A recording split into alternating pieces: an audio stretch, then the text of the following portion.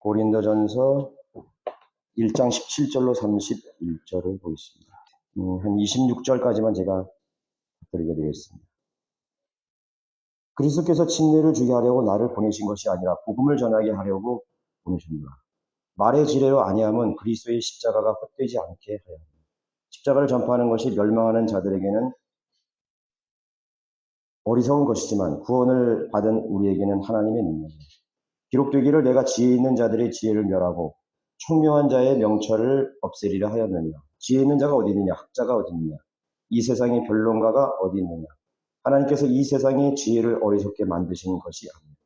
하나님의 지혜에 있어서는 세상이 그 지혜로 하나님을 알지 못하였기에 하나님께서 복음 전파의 어리석음으로 믿는 자들을 구원하시기를 기뻐하셨느니라. 유대인들은 표적을 구하고 헬라인들은 지혜를 찾지만 우리는 십자가에 못 박히신 그리스도를 전파하노니 이것이 유대인들에게는 거치는 것이 되고 헬라인들에게는 어리석은 것이 되죠. 부르심을 받은 사람에게는 유대인들에게나 헬라인들에게나 그리스도는 하나님의 능력입니다. 또 하나님의 지혜입니다. 이는 하나님의 어리석음이 사람들보다 더 지혜롭고 하나님의 연약함이 사람들보다 더 강하기 때문입니다. 형제들아 너희의 부르심을 보라. 부르심을 받은 자들은 육신을 따라 지혜로운 자가 많지 않고 권력 있는 자도 많지 않으며 좋은 가문에서 태어난 자도 많지 않느니라. 거기까지만 읽겠습니다. 거기 교재 11페이지가 되겠습니다. 이번에 보시면 하나님의 지혜이신 예수 그리스도만을 전파하고 자랑해야 된다 말했었죠. 그래서 이제 그 박스에 보면은 31절에 그러나 너희는 그분께로부터 나서 그리스도 예수 안에 있고 그분께로 나셨다는 건 뭐죠? 영적 출생을 말하는 거죠. 영적 출생. 영적 출생을 말하는 거예요. 우리가 그리스도인이 된 것은요. 우리 부모님이 믿었기 때문에 내가 그리스도인이 된 게 아니에요. 그걸 착각한 사람이 모태신앙이라고 말하죠. 전혀 틀린 말이죠. 그러면은 모태신앙이면은 이걸 부인하는 거예요. 그리스도께서 난 게 아니라 부모가 나를 그리스도가 낳았다는 거잖아요. 야, 그런 이단 사상이 어디 있어요? 어처구니 없는 거예요. 이 말씀에 전면적으로 반박하는 거죠. 그리스도께 낳았는데 어머니 안에서부터 뱃속에서 신앙을 가졌다? 육신으로부터 낳은 거잖아요. 그래서 주께서는 하나님께로부터 나셔서 예수 그리스도께서 하나님으로부터 나셨죠. 성령으로 태어나셨죠. 예수님이 마리아 몸에 성령으로 태어난 것처럼 우리도 성령으로 하나님의 자녀들입니다. 일맥상통하죠? 그분은 성육신하는 것이지만 우리는 영적인 부활로 다시 태어났다는 걸 말하는 것입니다. 우리에게 지혜와 의와 거룩함과 구속이 되셨으니 예수 그리스도가 그랬단 말이죠. 기록된 바와 같이 자랑하는 자는 주를 자랑할지니라. 밑에 보시면 그리스도인에게 주어진 최우선의 임무는 침례를 주는 것이 아니고 복음을 전파하는 일이다. 사도행전 20장 24절에서 은혜의 복음, 바울 사도는 은혜의 복음을 전하는 일에 생명을 아끼지 않는다 그랬죠. 그것이 우리 최선의 그리스도인의 임무라는 사실입니다. 우리가 첫 번째로 경배드리는 것은 당연한 일이죠. 영과 진리로 경배드리는 게 최우선입니다. 영과 진리로 경배드리지 않는 그 나머지 것들은 다 헛될 뿐인 것입니다. 그래서 그 다음에 우리 그리스도인은 최우선의 임무는 복음을 전파하는 것입니다. 이거를 망각할 때 문제가 이제 생기는 거거든요. 지역 교회가 제일 중요한 경배를 망각하고 그 다음에 복음 전파하는 것을 잊어버리면 부차적인 일에 관심을 갖게 됩니다. 여러분, 복음을 전하는 일에 관심이 없으면 맨 행사를 만들어요. 그 신자들에게 할 일이 없거든요. 그러니까 맨 남전도회 만들고 여자 만들고 모임 만들고 재직회 만들어가지고 한 달에 모여서 하고 그런 걸 한다고. 행사에 치중하게 된다. 또 성전 건축이니 또 무슨 수양관 건축이니 막 이렇게 하면서 말이죠. 이제 열매 없는 그런 쓸데없는 그런 육신적인 그런 어떤 사교 모임 같은 것들을 만들어가지고 이렇게 하는 거죠. 여러분들 또 잘 경험했겠지만은 구역 예배라든가 셀 모임이라는 거 전부 다 말이죠. 이게 부질없는 거예요. 쓸데없는 일이에요. 거기서 다른 사람의 뒷얘기 안 하면 다입니다. 다른 사람 뒷얘기. 거기엔 진리가 없어요. 다 그것은 첫 번째 임무를 망각했기 때문에 부차적인 일에 이제 관심과 시간을 낭비하고 있는 것입니다. 곧 하나님의 지으신 예수 그리스도만을 전파하고 자랑해야 하는데 이를 위해서는 십자가를 전파하는 사람이 되어야 된다. 십자가를 전파하는 것이 사실은 세상이 복음을 부끄럽게 만들었어요. 부끄럽게 만든다는 말이 뭐냐면 이 세상의 관조가 복음을 부끄러워하도록 만들어 버렸습니다. 그러니까 그리스도인들이 믿음 없는 사람들이 복음을 얘기하면 창피하다. 아, 나 못 전하겠다 이거예요. 그게 뭐냐면 세상이 복음을 부끄러워하도록 만들어 버리는데 거기에 그걸 이기지 못하는 거예요. 세상이 복음을 부끄러워 만들어. 그럼 뭘로 부끄러워 만드느냐? 세상 학문으로 복음을 부끄럽게 만들어. 세상 철학으로 복음을 부끄럽게 만들어. 세상의 사상과 이념과 논리를 가지고 그 복음을 부끄럽게 만들어. 아, 그거 뭐 논리적이지 않다. 그거 뭐 철학적인 그런 개념에 맞지 않다. 이렇게 하면서 말이죠. 아주 대단히 고상한 척 한단 말이죠. 철학자들이나 사상가 얼마나 고상처럼. 여러분들 석가모니 얘기할 때 부끄러움 당해? 안 부끄럽다고. 아, 석가가 이런 말을 했는데, 왜냐하면 그 윤리와 도덕이지. 그러니까 이 세상의 윤리와 도덕마저 복음을 부끄럽게 만들도록 해보는 거지. 다 그거에 마귀적인 거지. 그분은 윤리와 도덕의 차원을 훨씬 능가하는 그러한 하나님 차원의 도덕을 가지고 있는 거지. 그걸 부끄러워하도록 만들어버려요. 이 세상의 논리, 이 세상의 사상, 이 세상의 헬라의 철학들이. 다른 건 안 부끄러워하면서 그런 걸 부끄러워한다는 거죠. 복음을 부끄러워하는 거죠. 그러니까 뭔가의 사람들은 이게 이제 패배하는 거죠. 복음을 전한다는 것은 승리하는 거죠. 승리하는 거죠. D.L. 무디 같은 경우는 하루가 다 지나가는 최소한의 한 명이라도 복음을 전하고 잠자리 들기라는 철칙을 가지고 있었던 거죠. 그 사람뿐만 아니라 다 그리스도인이 다 그래요. 여러분 기도해 보세요. 정말 내가 그리스도의 복음을 부끄러워하지 않고 증거하려는 것은 그 사람이 구원받고 안 받고는 그건 하나님이 하신 일이에요. 전도지 내가 한 사람에게 한 사람이라도 전해줄 수 있다면 나는 오늘 승리하는 삶을 사는 것이에요. 자, 십자가를 전파하는 것은 십자가에 못 박히신 예수 그리스도를 전파하는 것을 의미합니다. 피 흘리며 죽어간 저주받은 그 한 청년의 죽음을 전파하는 거죠. 그걸 믿는단 말이에요. 부끄럽게 만들어버려요. 세상이 이렇게 부끄러움 만드는 거죠. 근데 그 부끄럽게 만드는 세상 사람들이 가장 부끄러운 죄를 짓고 사는 거죠. 사기꾼들이 복음을 조롱하고 정치범들이 복음을 조롱하는 거죠. 유괴범들이 복음을 전하는 거죠. 유아 성애자들이 복음을 조롱하는 거죠. 동성연애자들이 복음을 조롱하는 거죠. 사탄 숭배자들이 복음을 조롱하는 거죠. 누가 부끄러운 거예요? 생각해 보세요. 내가 복음을 부끄러우니까 뭐가 있어? 도둑질했어요? 살인했어요? 사기쳤어요? 생명을 전하는 것이죠. 사기치는 데는 막 그냥 열심히 다니고 말이야. 돈 버는 데는 열심히 다니고 수단과 방법을 가리지 않고 열심히 한단 말이에요. 다투고 싸우고 말이에요. 말하자면 우리의 죄로 인해 십자가에서 피 흘려 죽으신 예수 그리스도를 믿고 구원받으라는 메시지를 전파하는 것이다. 특히 십자가를 전파하는 것이 구원받은 그리스도인은 하나님의 능력이다. 하나님의 능력으로 살고 싶으면 복음으로 살아야 돼요. 그러니까 이제 복음이 자기를 압도하지 못하면 내가 복음을 증거하는 도구가 될 수가 없어요. 내가 복음 앞에 무릎 꿇고 내가 복음 앞에 완전히 점령이 돼야 되는 거야. 정복이 돼야 되는 거야. 그럼 뭔 말이야? 복음의 능력으로 내가 사로잡히는 거지. 그죠? 내가 죽고 하나님의 능력이 내 안에 살아 계시는 거지. 그러니까 내가 그 복음의 십자가의 복음에 내가 정복이 돼야 되는 거지. 사로잡혀야 되는 거지.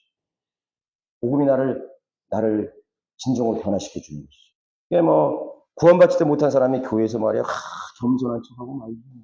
아이고 집사님 오셨어요. 목사님 섬긴다고 그러고 그러면 얼마나 그 가증스러워요 하나님. 구원받지도 못한 거. 육신적인 그런 걸로 정했던 거예요. 그 세상에 나가서 그런 사람들은 복음의 복자 그리스도의 글자도 말 못한다. 교회 안에서 누가 예수님 말 못해. 그걸 다 할 수 있다고. 심지어는 이제는 교회 안에서도 복음을 말하지 못하게 만들잖아요. 아이고 뭐 지옥 얘기하지 마요. 그 다 아는 얘기를 또 하는 거죠. 이렇게 한다. 왜냐하면 그가 전파하는 그리스도, 곧 십자가에 못 박히신 예수 그리스도를 통해 영원한 불못으로 던져져야 할 죄인들이 구원을 받기 때문이다. 그래서 이제 이 복음이 유일한 방법을 제시하는 것인데, 복음이 교회에서의 유일한 그런 능력을 발휘할 수 있는 첫 번째 조건이 되지 못한다면 복음보다 다른 것이 두렵습니다. 목사가 더 추함을 받다든가 아니면 무슨 교단, 뭐 장로. 또 박승희 목사님 이번에 목회자들 이제 그 교제를 하는데 그 백령도에 우리 형제들하고 복음 전했는데 거기 어떤 사람이 설교를 하니까 막 뛰어나와서 여기 하지 말라고. 여기는 백령도는 전부 다 장로교를 믿는 사람들이라고. 다른 교단은 못 들었대. 다 백령도는 교회는 장로교만 믿는 사람들이에요. 왜 그런 사람이 입에서 장로교라는 게 나오는 거예요? 우리 장로교에 다니는 거예요. 감리교에 다니는 거예요. 그러니까 복음이 그 사람들에게 중요한 부분이 되지 못하니까 다른 것들이 이제는 그 자리를 대신해요. 사람이 대신한다든가 우리가 교회 이름이 그러면 교회를 바라보고 교회가 하는 것이. 인간을 바라보고 목사를 바라보고 보는 것이. 그렇게 되면 이 사람들은 완전한 종교인으로 전락해요. 로마 카톨릭이나 마찬가지예요. 그렇죠? 영원한 불못으로 던져야 죄인들을 구원받는 것입니다. 12절, 12페이지 보시면은 하나님께서는 복음 전파의 어리석음으로 믿는 자들을 구원하시기를 기뻐하셨는데 복음 전파의 어리석음이라고 했죠. 그러니까 바울 사도는 복음을 전하는데 이렇게 군더더기를 붙이지 않았어요. 그래서 오늘날의 배교한 교회들이, 개신교회들이 복음을 설명하는 과정하고 출발이 전혀 틀려요. 전혀 틀려요. 복음을 사람의 차원, 사람의 철학적 관조, 사상, 종교적으로 해석하려는 경향이 있어요. 근데 이제 거기 17절에 보시면은 복음을 전하게 보냈는데 말의 지혜로 아니함은 말의 지혜로 했다 그랬을 때 그건 어떻게 됩니까? 나왔잖아요. 십자가의 복음은 헛되게 되는 것이죠. 복으면 단순하면 단순할수록 순수합니다. 복음을 자기 말로 이렇게 설명해서 하려고 그러는 사람은 일단 실패한 거예요. 복음은 너무나 단순하고 또 쉽고 명료한 것입니다. 유치원생도 알아들을 수 있게 하는 것이 복음입니다. 그런데 말의 지혜로 자꾸 하려고 그러는 거죠. 매끄럽게 어떻게 전하고 무슨 신학적인 말 붙어가지고 하고 말이죠. 그러면 그 그리스도의 십자가는 결국은 헛되게 되는 것이. 그래서 18절에 십자가를 전파하는 것이 멸망하는 자들에는 어리석은 거죠. 구원을 받는 사람의 하나님의 능력이 있는 것이죠. 그러니까 이제 구원파에서 복음을 전하는 방법과 우리의 바람이 다르잖아요. 사람이 영혼, 몸이 이렇게 있는데 이 혼에는 지성이 있어요. 감정이 있어요. 의지가 있어요. 이건 이제 논리거든요. 논리. 세상, 지식. 여기에서 이제 이런 걸 통해 가지고 우리가 철학, 사상, 종교, 이념, 무슨 주의 이런 것들이 이 혼으로 들어가는 것이에요. 그죠?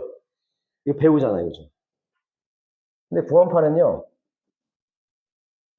구원파의 이 구령 방법은 완전히 비성경적이에요. 바로 이 혼을 통해서 복음을 전하려는 거죠. 100명이 이 구원파의 방식으로, 구원파는 이제 첫날 역사적인 증거, 그죠? 그 다음에 무슨 자연의 증거, 이렇게 해가지고 다 해서, 이렇게 해서 나중에 하나님이 계신다, 존재하신다는 걸 설명하는 거예요. 이 인간의 지성으로 받아들이고 하는 거예요. 그죠? 근데 우리가 성경적인 방법은 아주 단순해. 이런 걸 거치지 않아. 역사적 과정, 증거, 무슨 지질학적 과정, 고고학적 증거. 여러분 구원파에 한번 가서 들어보세요. 어떻게 전하나. 저 가서 2번이나 들어봤어요. 근데 이제 성경적이 아니면 성령님이 하시는 방법은 이 혼의 과정을 안 거쳐요. 바로 여기 보는 것입니다. 양심으로 들어가는 것입니다. 양심 직관, 영교로 들어가는 것입니다. 그러니까 복음이라는 것은 뭐예요? 성령님이 하시는 일이잖아요. 그죠? 성령님이 하시는 일을 사람의 방법을 하려니까 안 되는 거죠. 그럼 그 사람이 이걸 받아들여서 영적으로 각성이 되면 되는데 여기를 뚫고 들어가지 못하는 거예요. 지성을 거쳤기 때문에. 복음이라는 것은 바로 양심을 거쳐요. 너 지옥에 너 죄인이죠? 네, 맞습니다. 너 죄인. 양심이 딱 건드려요. 죄를 자각하는 것은 양심. 내가 무슨 논리로 이렇게 해서 그렇게 해서 내가 죄인이 아니야. 탁 찔리는 거야. 너 도둑증이야. 너 살인자야. 너 가늠했어. 내가 지옥에 갔으면 죄인이야. 그 양심을 다 건드리는 거죠. 그럼 양심을 건드리면 이 영 안으로 들어가서 이 영이 거듭나는 것입니다. 부활하는 것입니다. 영적 부활하는 것입니다. 그러니까 구원파에서 구원 받았다고 하는 사람들은 양심이 없어요. 그 사람은 이젠 회개가 필요 없고 자백이 필요 없다. 그리고 죄를 지어도 죄라고 안 하잖아요. 죄 있다 그러면 뭐예요? 그럼 구원 안 받았어 이렇게. 그 사람은 양심이 없어요. 양심은 우리가 여전히 계속 죄라 그래요. 구원받아도 여러분 도둑질했는데 양심이 안 찔려요? 찔리잖아요. 그래서 구원파의 장로들이나 구원파의 목사들이 별 짓을 해도 그 교회에서 안 쫓아낸다. 양심이 화이 맞아버리는 거죠. 그러놓고 막 이렇게 이론적으로 죄 있어 없어요? 안 한 죄인지 그건 안 맞았다고. 다르죠? 전혀 다른 것입니다. 또 행위권도 마찬가지예요. 행위 역시 마찬가지로 인간의 이런 행동을 통해 가지고요. 행위를 통해 가지고 구원에 접근하려고 합니다. 안 되는 거예요. 즉각적인 그런 믿음을 통해서죠. 영적인 영의 인식을 통해서 양심의 그런 찔림을 통해서 받아들이는 것이죠. 그러니까 이제 그 사람이 지옥에 갈 수밖에 없는 죄인인 걸 알면 이제는 갈보리 십자가로 그대로 이끌림을 받는 것이죠. 그렇게 하심으로써 세상에서 지혜 있는 자들의 지혜를 멸하셨고 총명한 자들의 명철을 없앴다. 그러니까 이렇게 접근하려고 그러니까 복음 전파가 어려운 거예요. 구원파의 사람들이 집회에서만 구원받는 거예요. 너무나 쉽고 간다는 것입니다. 내가 지혜 있는 자들의 지혜를 멸하고 총명한 자들의 명철을 없애리라. 세상에 그런 지혜나 똑똑함이나 명석함이나 알잘함이나 그런 걸로 절대로 할 수 없는 거예요. 또한 세상 주인들이 그토록 자랑스럽게 여기는 세상의 지혜를 어리석게 만드셨다. 그러니까 지혜로 하나님을 설명하고 복음을 설명하려는데 그걸 다 어리석게 만들었다. 부질없는 것으로 다 만들었다. 열매 없는 논리로 다 끝내버리는 거죠. 그냥 이론에 불과한 거죠. 어떤 형제들은 거리설교 이렇게 권면하면 굉장히 어렵게 생각한다고. 거리설교 절대로 어려운 게 아니에요. 잃어버린 혼들에 대한 연민과 성령님 주시는 담대함만 있으면 돼요. 나를 거듭나게 하는 그 복음을 단순 명령하기 전에. 지옥이 있다, 이거예요. 하나님의 심판이 있다. 예수님이 그 죄를 위해서 당신을 죽으셨다. 얼마나 간단해요. 거리설 절대로 어렵지 않다고. 그러면서 이렇게 도전하신다. 과연 이 세상에, 이 땅에 지혜 있는 자가 어디 있느냐. 이 세상에 변론가가 어디 있는가. 나와 볼 테면 나와보라. 그분 앞에 모든 민족들은 아무것도 아닌 것 같고 그 민족들이 그에게는 아무것도 아닌 것, 곧 헛것보다 못하게 여겨집니다.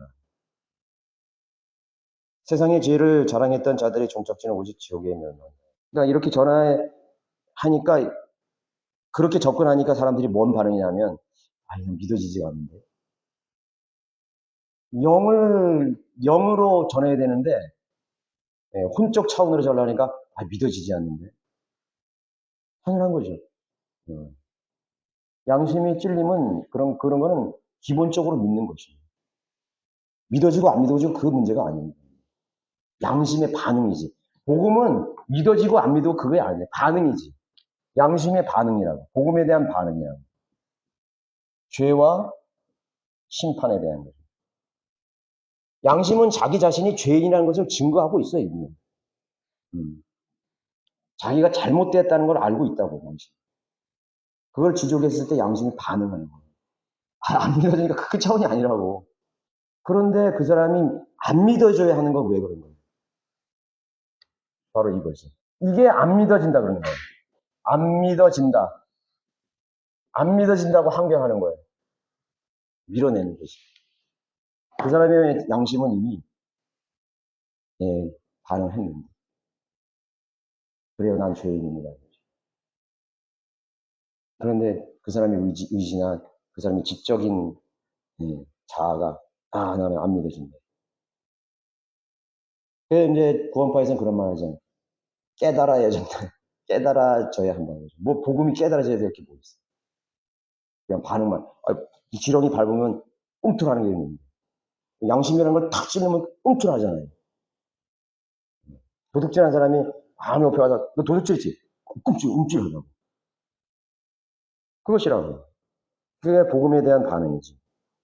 안 믿어져야 깨달아져야 한다. 안 믿어진다. 그럼 그 사람은 그거는 이제 부인하는 거지. 양심을 속이는 거죠. 13페이지에 하나님의 어리석음은 사람보다 더 지혜롭고 하나님의 연약함은 사람들보다 더 강하다.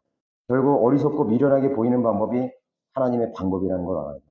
믿음 생활도요. 미련하게 하고 어리석게 하는 사람이 영적인 사람.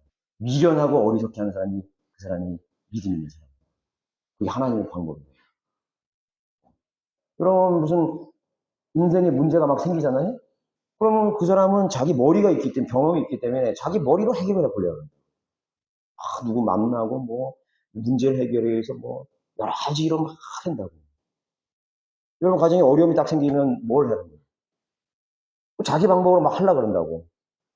여기도 연락하고 저기도 연락하고 은행에도 한번 찾아가고 응? 정신적 어려움만 일도 막 찾고 그런다. 그게 바로 사람의 지혜예요. 사람의 방법. 그런데 하나님의 방법을 따르는 사람은요 아무것도 안 해요. 그냥 기도한다고. 그거 얼마나 어리석어. 네가 지금 여기 지금 앉아 있을 때야? 이렇게 한다고 사람들이. 가서 좀 알아봐야지. 이렇게 한다고. 그런데 첫 번째가 바로 기도라는 걸 모르는 거예요. 사람이 먼저 움직이면요. 내가 내 지혜와 내 경험을 하게 되면요. 내 차원밖에는 안 움직여요. 그렇죠? 내가 아는 한계가 있잖아요. 내가 알고 있는 능력, 내가 알고 있는 사람. 그 차원밖에는 못 움직여요. 그런데 기도를 하잖아요. 그러면 그 영역이 넓혀져. 하나님의 영역으로 다 넓혀진다. 그럼 그런 간증을 하잖아요. 내가 하나님께 그때 기도했더니 놀랍게 어떤 사람을 만나게 해가지고 나 알지 못한 사람이 와가지고 나를 도왔다. 내가 상상도 못할 내가 의사를 만나가지고 내 몸이 났다. 내가 상상도 못하는 누구누구가 이렇게 뭐 어떻게 해가지고 환경을 조성시켜서 그런 거 들어보셨지 안 들어보셨어요? 근데 그런 사람들은 그 과정을 모르는 거예요. 그 사람은 기도했다는 거죠. 하나님의 방법으로 미련하게 하나님의 응답이 올 때까지 그 사람은 기도했다. 그러니까 하나님의 연약함은 사람들보다 더 강하다. 그러니까 하나님께 맡기라는 걸 사람들이 모르고 있다는 거죠. 내가 오늘 이걸 안 움직이면 손해 날 것 같거든요. 주일날 내가 가게문 안 열으면 손해 날 것 같거든요. 내가 주일날 뭐 일 안 하면 손해 날 것 같고. 근데 그 한계를 극복하지 못하는 거예요. 꽉 결정하고 하나님 앞에 탁 드리면 금방은 내가 손해 볼 것 같아요. 하나님은 놀랍게 그 이상으로 채워주시는 하나님이죠. 사렙다 과부 같은 그런 믿음. 계속 그거를 가르치는데도 사람들은 하나님을 신뢰하지 못해요. 하나님을 먼저 신뢰하라. 하나님께 먼저 드리라. 하나님 앞에 먼저 무릎 꿇으라. 그걸 이해를 하지 못하는 거죠. 인간의 믿음의 성장이라는 것은요. 자 보세요. 너가 믿음이 성장하려면은 뭐 성경 공부도 이렇게 뭐 많이 물론 그렇게 하는 것이에요. 교육과 훈련과 뭐 참여하고 뭐 연습도 하고 그래야 변화된다 이거죠. 뭐 직분도 맡고 말이죠. 세례도 받고 학습도 받고 무슨 이런 것 교회 생활 열심히 하는 그런 과정을 다 겪어야 그 사람이 믿음이 된다는 점진적인 것을 가르쳐요. 근데 사실은 믿음이 성장하는 것은요, 점진적이지 않아요. 제가 경험해 볼 때 믿음의 성장이라는 거는, 그죠? 그렇게 하면은 뭐 시간 지나면 다 믿음 좋게, 다 스펄전 되고 다 뭐 무슨 빌리 썬되게 되게. 믿음의 성장이라는 거는요, 이게 점진적이죠. 이것이 바로 종교예요. 네가 훈련을 통해든지 연습을 통해든지 뭐 종교 생활을 통해든지 오래 하면 시간이 지나면 너는 성장할 거다. 근데 믿음의 성장이라는 건요, 어떻게 되는지 아세요? 이렇게 돼 있어요. 내가 표현을 잘 못하는 건데, 요 피크의 그게 뭔지 아세요? 성령님께서 조명해 준 순간이에요. 알았다. 맞습니다. 그걸 몰랐군요. 그럼 그 사람은요, 쫙 성장. 영적 전쟁이 일어났는데, 그거를 기도하면서 보니까, 마귀가 적은 거예요. 그 사람은 그걸 깨우친 거예요. 성장이 된 거예요. 딱 성장이 된 거예요. 내가 그동안에 마귀를 몰랐는데, 마귀가 이렇게 역사하는 거예요. 실질적으로 자기가 하나님께서 열어주신 그런 상황을 속에서 눈을 뜨는 거예요. 영적 눈을 딱 뜨는 거예요. 성경을 그렇게 열심히 읽었는데, 어느 날, 그 하나님 말씀이 딱 깨우쳤어요. 정광석과 같이 자기를, 뇌를 딱 치는 거예요. 그냥 눈물이 폭포수치같이 자기의 죄가 탁 마당같이 쏟아져요. 자기가 얼마나 어리석은 믿음 없는 삶을 살았는 것을 그 순간에 깨우치는 거예요.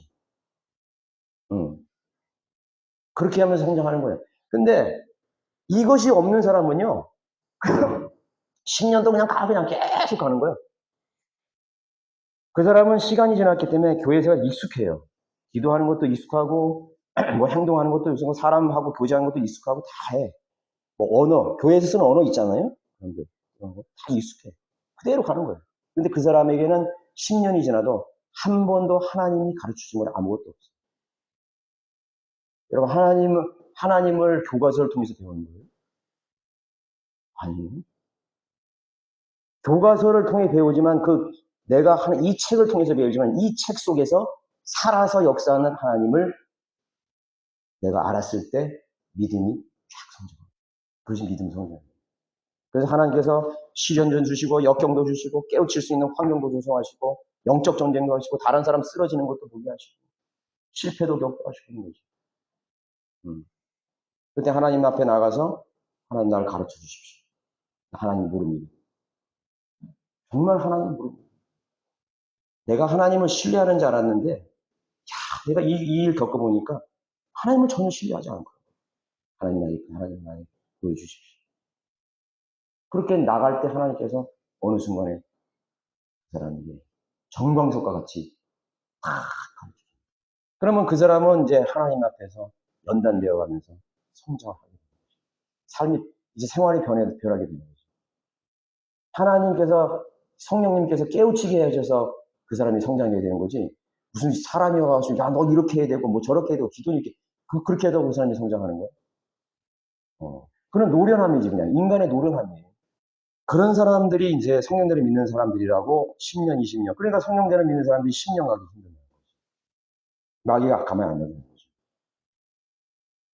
20년, 30년은 마찬가지예요. 평생을 그렇게 가는 사람도 있을지도 몰라.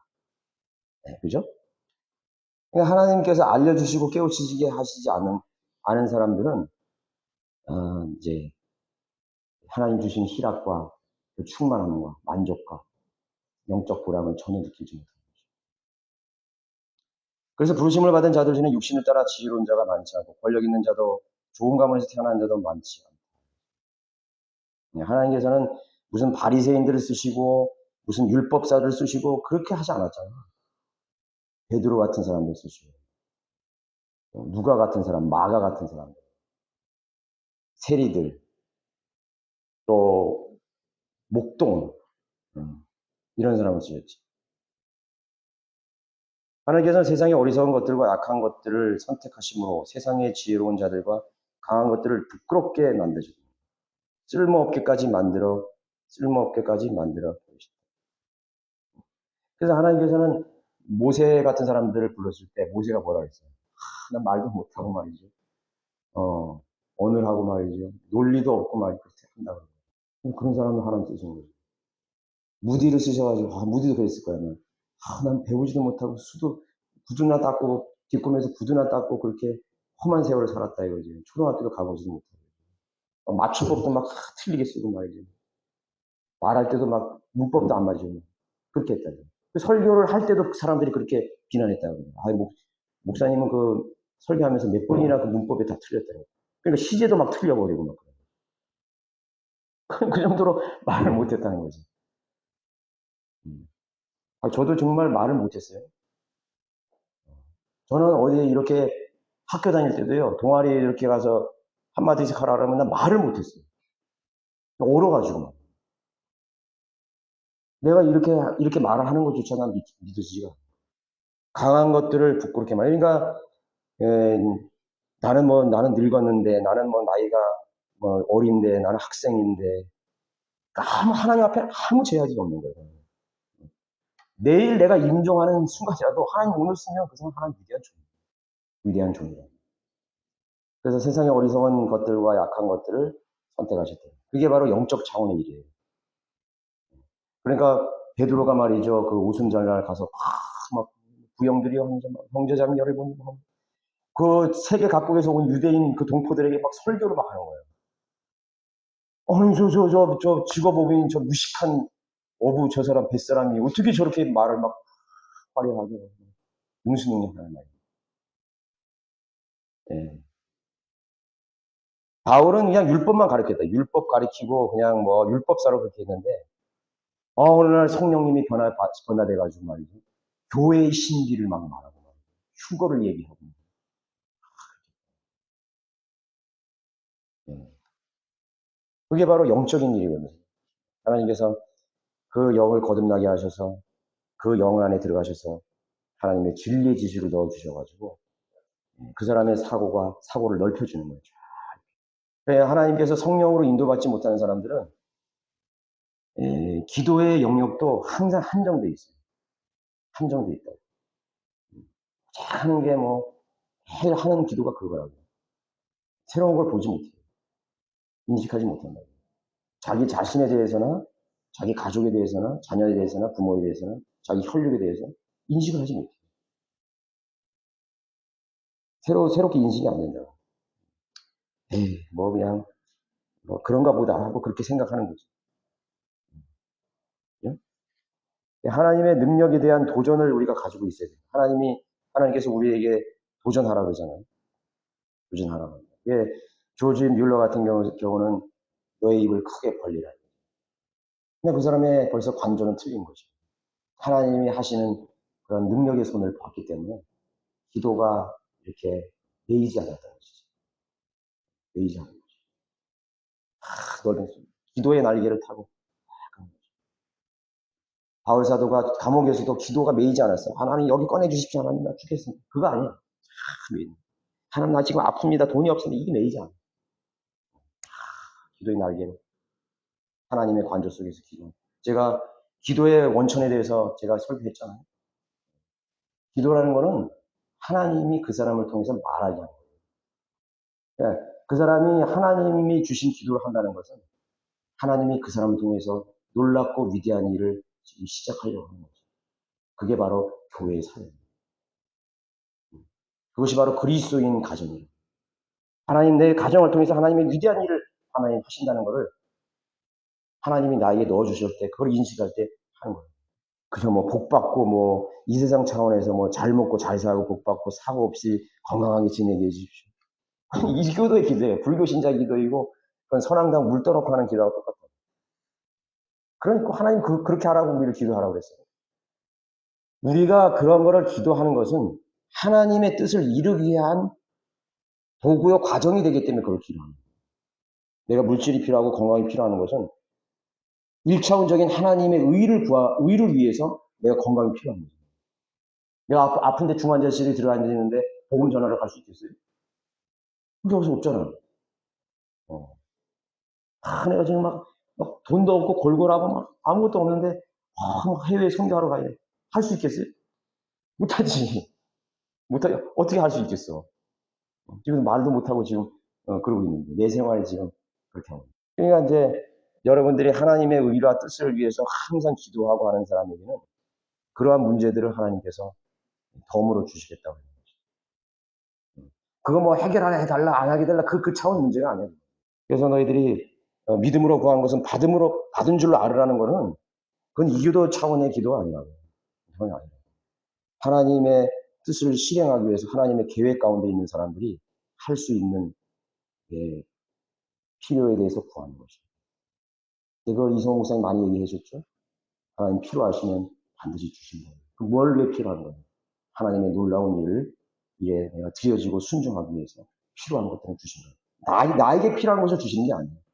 하나님의 놀라운 목표를 위해서 그 원대한 영원하신 분의 뜻을 이루기 위해서 필요한 것들을 그 사람이 구할 때 주신다는 거예요.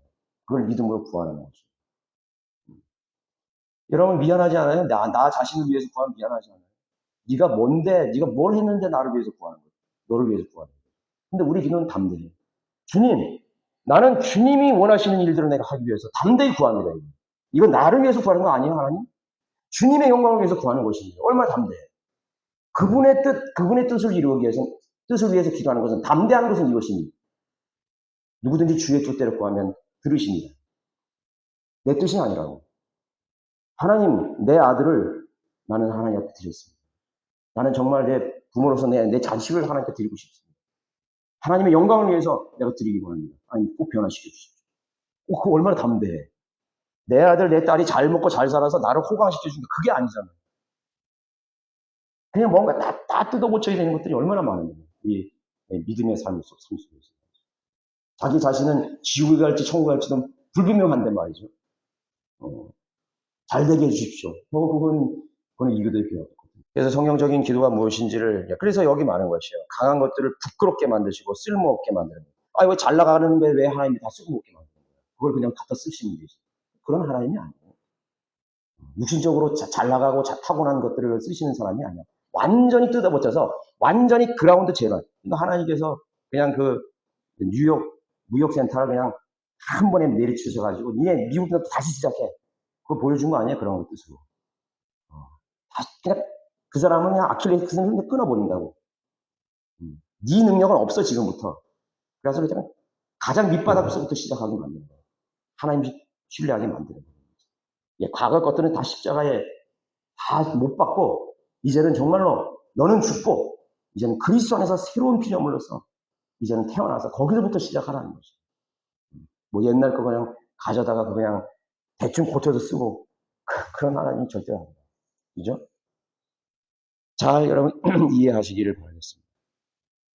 거기 박스에 보시면은 구원받은 성도는 사람들을 앞세우면서 헛된 자랑을 늘어놓아서 안 된다. 자랑할 일이 있다면 오직 주님만을 자랑해야 한다. 왜냐하면 그리스도께서는 성도들에게 지혜와 의와 거룩함과 구속이 되었기 때문입니다. 주가 이같이 말하노니 현명한 자는 자기 지혜를 자랑하지 말라. 용사는 자기 힘을 자랑하지 말라. 부자는 자기의 부를 자랑하지 말라. 그러나 자랑하는 자는 이것을 자랑하는지 그가 깨달아 나를 알아서 내가 이 땅에서 자애와 공의와 의를 행사하는 주임을 아는 것이다. 이는 내가 이 일들을 기뻐함이라. 주가 말하노라. 이렇게만 된다면 모든 육신적인 분열과 다툼은 사라지고 오직 주 하나님만이 드높여지게 될 것이다.